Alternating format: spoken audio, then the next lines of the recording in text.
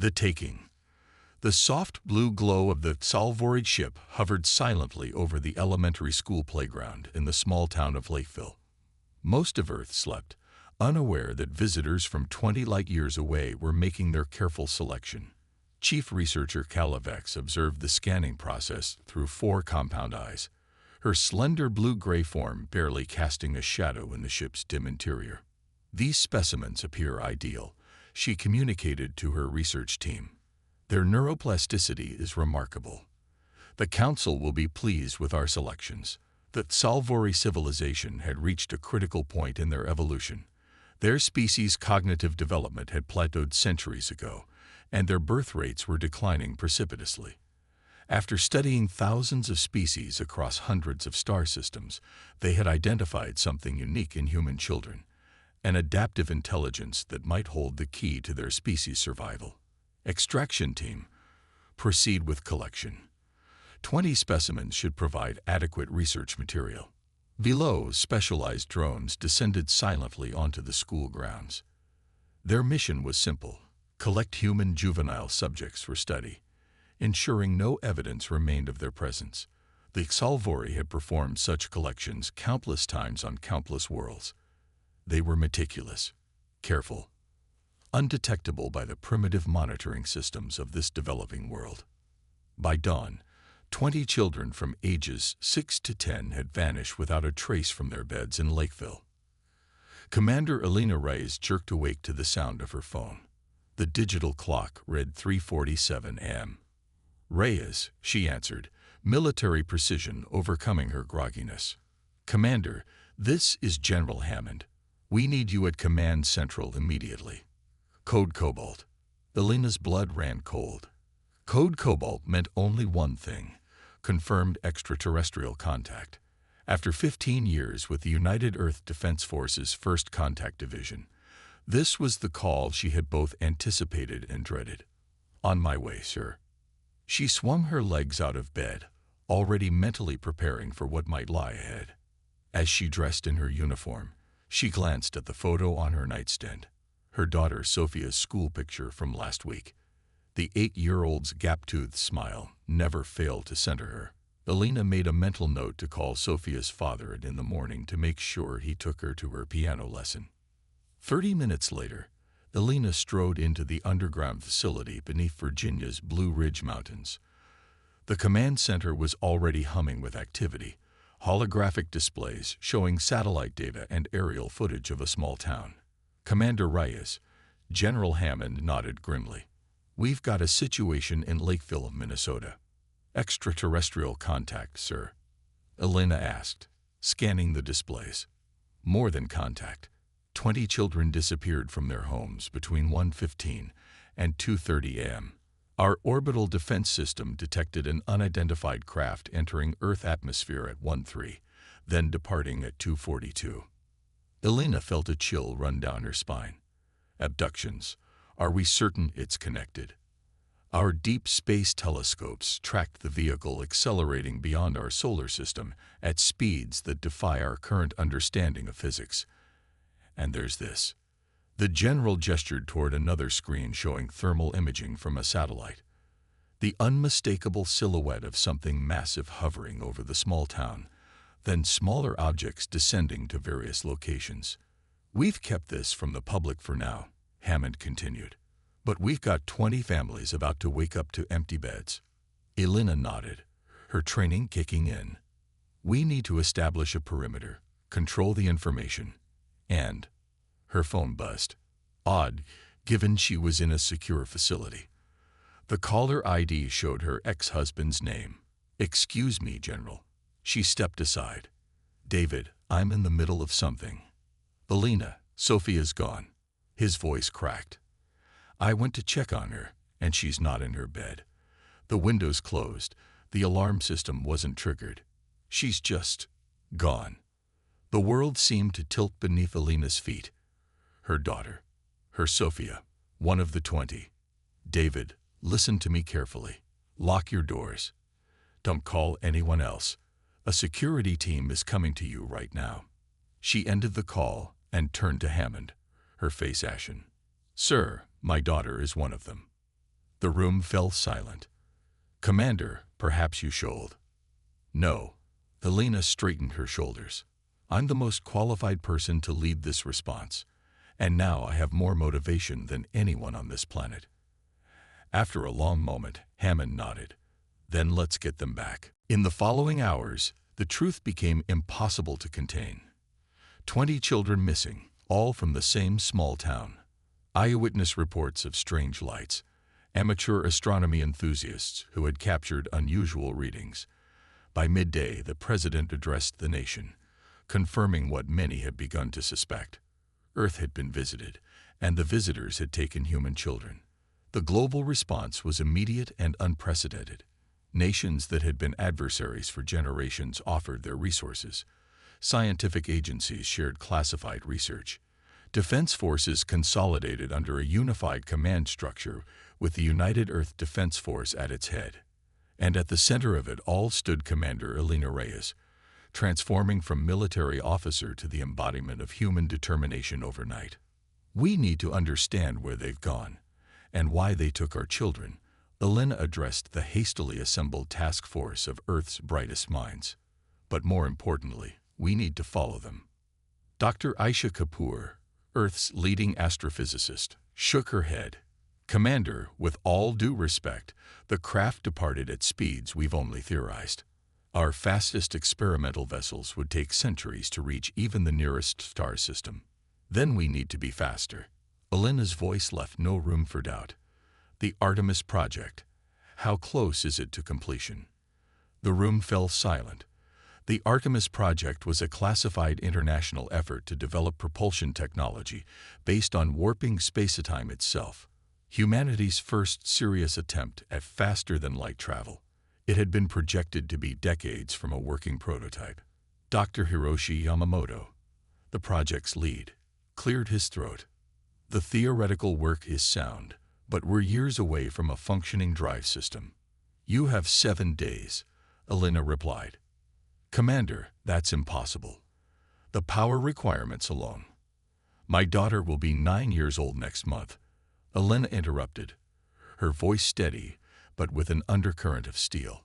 "She wants to be an astronaut. Every night, I tell her to look at the stars and remember that nothing is impossible if you're brave enough to try. I refuse to believe that the combined intelligence and will of every human being on this planet can't find a way to reach our children." She pointed to the display showing the trajectory of the alien vessel. "They took 20 of our children thinking we couldn't follow. They have no idea what humans are capable of when our young are threatened. Throughout our history, we've done the impossible when necessary. Today, it's necessary." The room transformed as she spoke.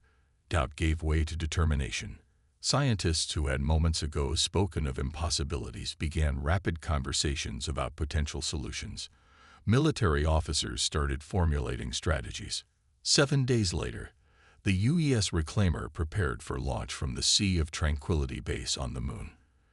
The vessel contained technology that hadn't existed a week earlier, a propulsion system that bent the rules of physics, weapons adapted from theoretical physics papers, and tracking systems capable of following the energy signature of the alien craft across vast distances of space.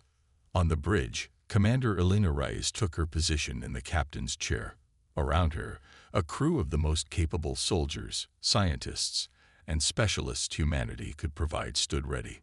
"Final systems check complete," reported Navigator Chen. "The drive is operating within parameters.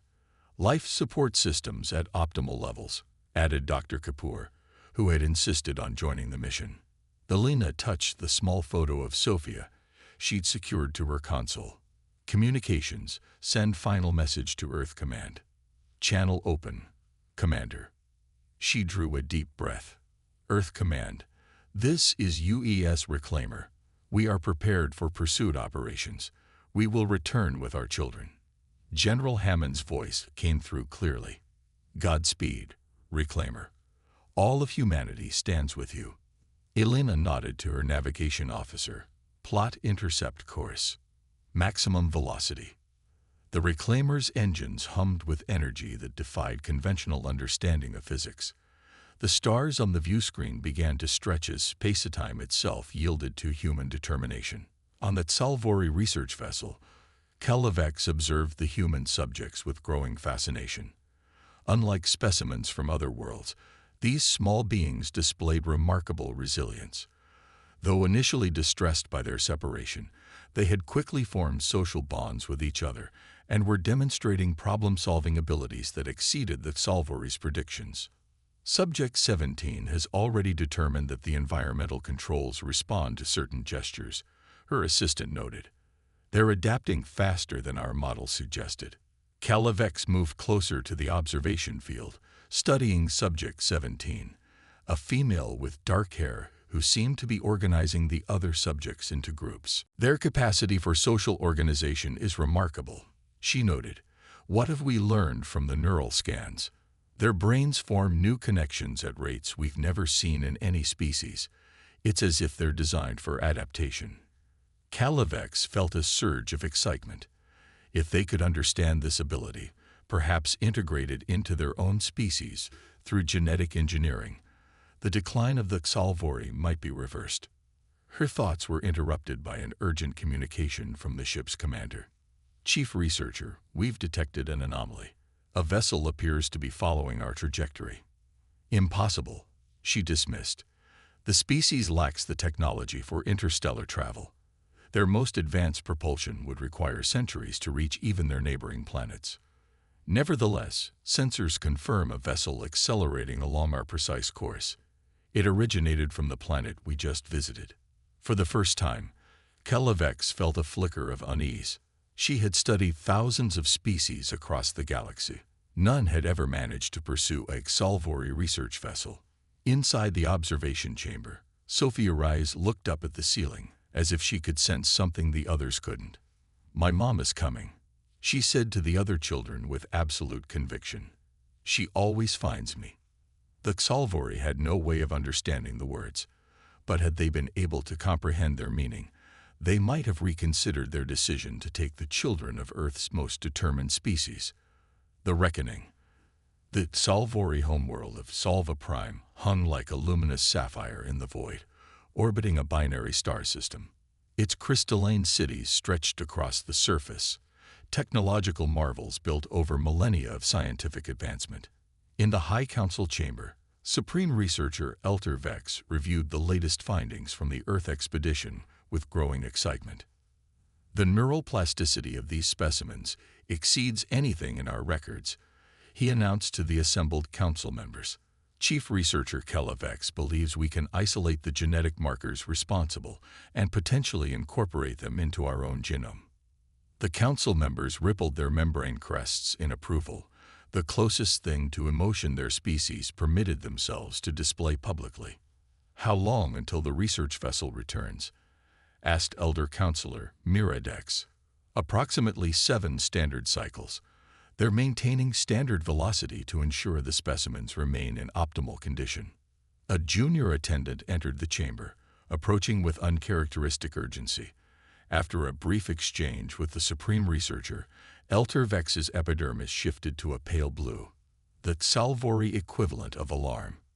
"Counselors, we've received a priority transmission from the research vessel. They report detection of a pursuit craft from Earth." Silence fell over the council chamber. "Impossible," Miradex finally responded. "Our analysis concluded their technology was centuries from achieving interstellar travel. The data is confirmed. A vessel of unknown configuration is following the exact trajectory of our research ship, gaining velocity." The council erupted in a flurry of overlapping communications, their carefully maintained composure fracturing. "Order the research vessel to increase speed," Elter Vex commanded. "Alert the defense grid. This is clearly a misunderstanding of the data." But in his innermost thoughts, a question began to form. What if they had fundamentally misunderstood something about this species? On the bridge of the UES Reclaimer, Alina studied the tactical display showing their quarry, a vessel 3 times the size of their own, now accelerating away from them. "They've spotted us," Lieutenant Rodriguez reported. "They're increasing velocity. Match and exceed." Elena ordered. "Close the gap." Dr. Kapoor looked up from her station. "Commander, the drive is performing beyond expectations, but we're pushing into untested parameters." "Keep pushing," Elena replied. "Every minute matters." She turned to communications. "Any response to our hails?" "Nothing, Commander. We've transmitted on all frequencies, using mathematical sequences as a base for establishing communication." Elena's jaw tightened. "They can take our children but can't be bothered to answer a call." "Switch to a simple message, repeating in binary. Return what you have taken." As the reclaimer closed the distance, the bridge crew worked with focused intensity. They had trained for first contact scenarios, but never one that began with kidnapping. The conventional protocols emphasized caution, patience, and diplomatic approaches. Elena had thrown those protocols out the window the moment Sophia had been taken. As the reclaimer closed the distance, the bridge crew worked with focused intensity. They had trained for first contact scenarios, but never one that began with kidnapping. The conventional protocols emphasized caution, patience, and diplomatic approaches. Elena had thrown those protocols out the window the moment Sophia had been taken. "Sensor analysis of their vessel complete," reported Science Officer Park. "Their technology appears to utilize principles similar to our theoretical models of manipulating fundamental forces. No obvious weapons systems detected, but their hull composition would provide significant defensive capabilities." "Any life sign readings?" "Difficult to be certain, but we're detecting numerous biosignatures. 23 of them match human parameters." A wave of relief washed over the bridge. All the children were alive. "New development," Lieutenant Rodriguez called out. "They're altering course, heading toward a star system approximately 2 light days from our position." Elena studied the navigational display. "They're running home." "Perfect. Set intercept course. Prepare boarding teams." Dr. Kapoor approached Elena's chair, speaking quietly. "Commander, I know Sophia is on that ship, but we need to consider the broader implications. This could be humanity's first diplomatic contact with an advanced civilization. They surrendered any right to diplomatic courtesy when they stole children from their beds," Elena replied, her voice steel. "But I'm not proposing we destroy them, Doctor. I'm proposing we teach them that humans protect their own, at any cost." On the research vessel, Kalavex faced a reality that defied all Salvori understanding. The pursuing craft had not only matched their velocity, but was gaining on them despite the research vessel's best efforts to outrun it. "How is this possible?" she demanded, her epidermis fluctuating between colors of distress and confusion. Their technological development was assessed at level 3. "This vessel is operating at minimum level 7 capabilities." "Unknown," her first officer replied. "But it appears they've developed faster-than-light technology specifically to pursue us. In 7 rotations of their planet. That's evolutionarily impossible." The first officer hesitated before responding. "Perhaps our understanding of their capabilities was flawed." Kalavex turned her attention to the observation chamber, where the human specimens were being kept. Subject 17, the small female who had demonstrated exceptional adaptive abilities, was watching the monitoring devices with unusual intensity, as if sensing the ship's increased speed.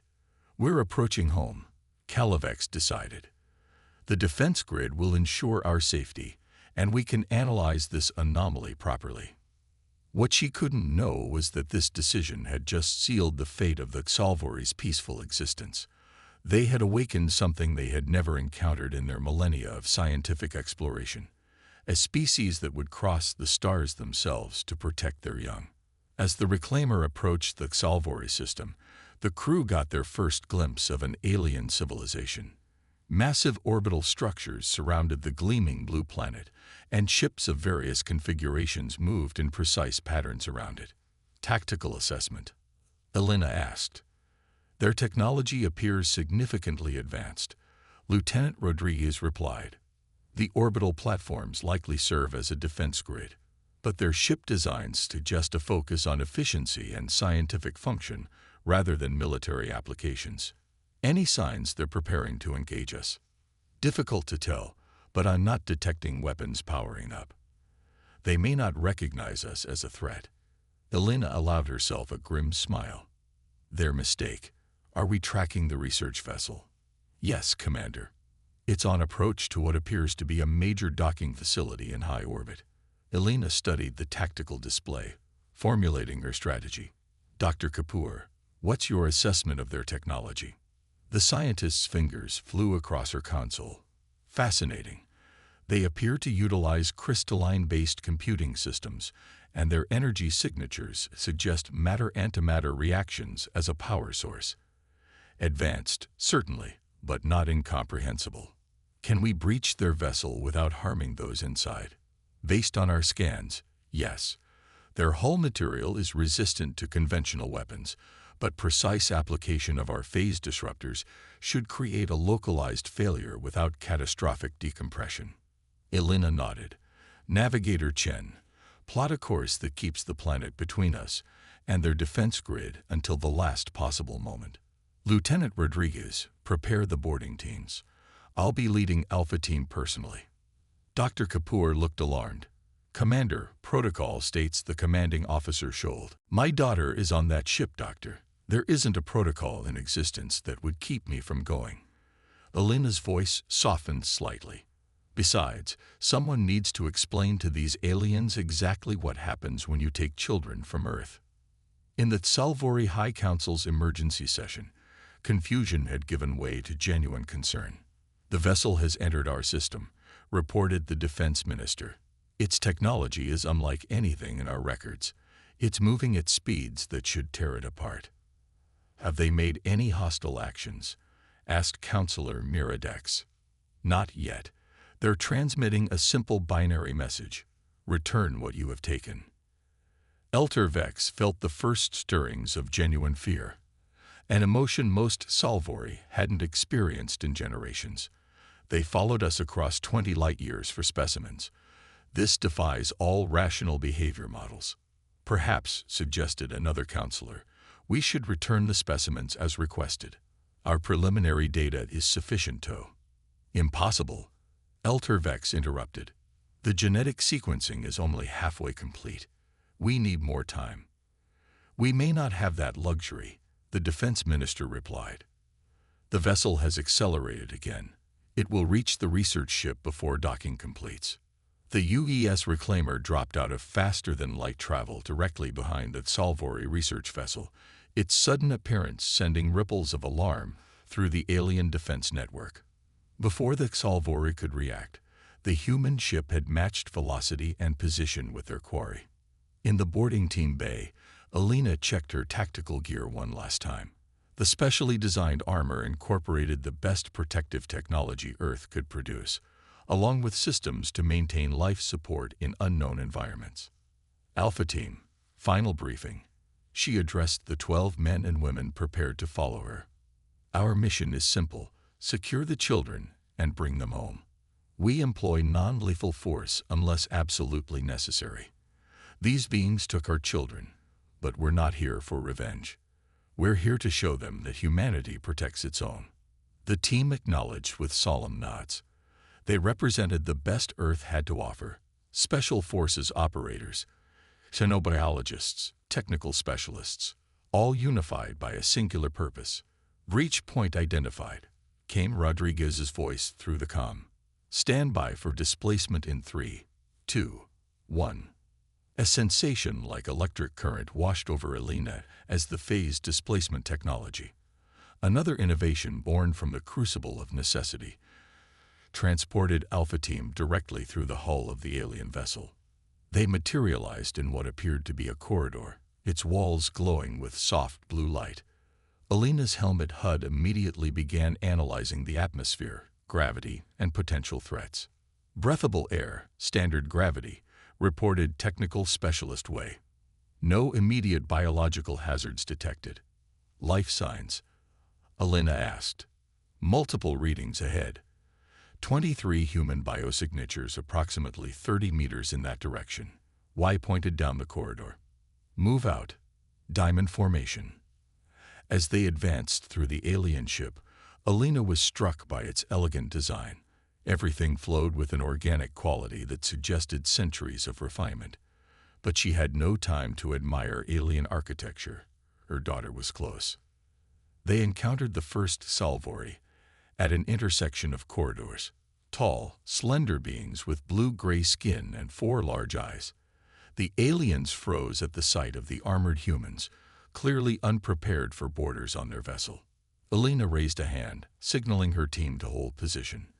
She stepped forward, removing her helmet in a calculated risk based on Wei's atmospheric analysis. "My name is Commander Alina Reyes of Earth," she stated clearly. "You have taken our children. We have come to bring them home." The aliens conferred in rapid, clicking sounds before one stepped forward, making gestures with long, delicate fingers. "Translation systems are processing their language," Wei reported. "Rudimentary communication should be possible within moments." Before the translation could complete, an alarm began to sound throughout the ship. More Salvori appeared at the far end of the corridor, these carrying what appeared to be weapons. "So much for diplomacy," Alina muttered, replacing her helmet. "Non-lethal takedown. Secure our path." The team deployed sonic disruptors, weapons designed to incapacitate without killing. The Salvori collapsed almost immediately, their sensory systems apparently more vulnerable than human ones. "Move," Alina ordered. They advanced quickly through the ship, encountering minimal resistance. It became increasingly clear that while technologically advanced, the Salvori were not a warrior species. Their security measures seemed designed for containment rather than combat. Finally, they reached a large circular door that Wei's sensors indicated contained the human biosignatures. "Breach it," Alina commanded. The team attached a phase disruptor to the door, stepping back as it created a controlled energy field that temporarily disrupted the molecular bonds of the barrier. The door simply ceased to exist for 7 seconds, long enough for Alpha Team to rush through. Inside was a large circular chamber with a transparent observation deck above. 20 children of various ages stood together in the center, looking startled but unharmed. Sophia was at the front, her eyes widening as she recognized the armored figures. "Mom," she called uncertainly. Alina removed her helmet again, tears streaming freely down her face. "Yes, baby. It's me. We've come to take you home." Sophia broke into a run, throwing herself into her mother's arms. Around them, the other children began to realize what was happening, moving toward the human team with expressions of hope and relief. In the observation deck above, Calavex watched in disbelief. The emotional display below contradicted everything she understood about rational species behavior. These humans had crossed 20 light years, challenged a civilization far more advanced than their own, and boarded a secure research vessel, all for juvenile specimens that would naturally produce hundreds more in their reproductive lifetime. It made no scientific sense. Through the translation system that had finally calibrated, she heard the human commander speaking to the small female specimen. "I promised I'd always find you, didn't I? No matter what. I told them you would come," the child replied with absolute certainty. "I knew you wouldn't stop looking." Calavex felt something shift in her understanding. There was something here, something fundamental about these beings, that Salvori had completely failed to comprehend. 6 hours later, Alina sat across from Supreme Researcher Elter Vex in what had been hastily arranged as a negotiation chamber aboard the Salvori's orbital diplomatic facility. The children were safe aboard the Reclaimer, under Dr. Kapoor's care, while Alina addressed the matter of preventing future misunderstandings. "Let me be absolutely clear," Alina stated, her voice calm but unyielding. "Earth is now aware of your existence. We have the technology to reach your world, as we've demonstrated. If you ever approach our planet again without explicit invitation, if you ever take another human without consent, the response will not be as measured as this one was." The translation system conveyed her words to the assembled Salvori Council, who shifted uncomfortably. "We did not understand," Elter Vex responded. his epidermis fluctuating through shades of contrition. Our species does not form individual attachments to offspring. We consider the collection of specimens to be a simple resource acquisition. Those specimens have names, Alina replied. They have families who love them, parents who would tear apart the universe to find them. This concept is difficult for us to process, admitted Counselor Mira Dex. The level of resource expenditure your species dedicated to recovering a small number of juveniles seems evolutionarily counterproductive. Elena leaned forward. That's because you're thinking like scientists, not parents. Humanity didn't evolve to be logical about our children. We evolved to protect them at any cost. It's not a weakness. It's the source of our greatest strength. She stood, signaling the end of the discussion. I suggest you update your records on humanity. We're not the primitive species you believed us to be. We're the species that will cross the stars to protect our own. Remember that before you consider visiting Earth again. As Elena prepared to return to the Reclaimer, Calavex approached her, keeping a respectful distance. Commander, the alien researcher began hesitantly. I have studied thousands of species across this sector of the galaxy. None have ever demonstrated capabilities like yours. To develop faster-than-light technology in mere days, to track a vessel across interstellar space, it defies scientific understanding. Elena smiled faintly. Perhaps you should expand your understanding then. Humans have a saying, love finds a way. When we love someone, especially our children, there are no barriers we won't overcome, no distances we won't cross, no obstacles we won't face. This, love, it appears to be a powerful evolutionary adaptation, Calavex observed. It's not just an adaptation, Elena replied. It's who we are. The journey back to Earth took significantly less time than the pursuit had. The Reclaimer's experimental drive had been refined through use, and the ship's engineers had made several improvements based on observations of Salvora technology. On the bridge, Elena sat with Sophia on her lap, watching as the familiar blue marble of Earth grew larger on the view screen. Did you mean what you said to the blue people, Mom? Sophia asked. That you tear apart the universe to find me. Elena hugged her daughter tightly. In a heartbeat. There's nothing in this universe or any other that would stop me from coming for you. Sophia considered this with the serious expression that always made her look older than her years. Do you think they understood? I think they're beginning to, Elena replied. And I think the rest of the galaxy will understand soon enough. As the Reclaimer approached Earth orbit, hundreds of vessels from nations around the world rose to meet them, an honor guard welcoming home the ship that had demonstrated humanity's place among the stars. In the Salvori Council chamber, Elter Vex reviewed the final report on the Earth encounter. The genetic research had been promising but incomplete. The technological analysis of the human vessel revealed innovations that the Salvori would need decades to fully comprehend. But most significantly, their understanding of sapient species development required complete revision. We have encountered something unprecedented, he told the assembled council. A species driven not by cold logic or evolutionary efficiency, but by emotional bonds so powerful they defy rational analysis. Are they a threat? Asked a concerned counselor. Elter Vex considered the question carefully. Not unless provoked, but if threatened, especially their young. They appear capable of achieving the impossible through sheer determination. I believe it would be wise to establish diplomatic relations rather than risk further misunderstandings.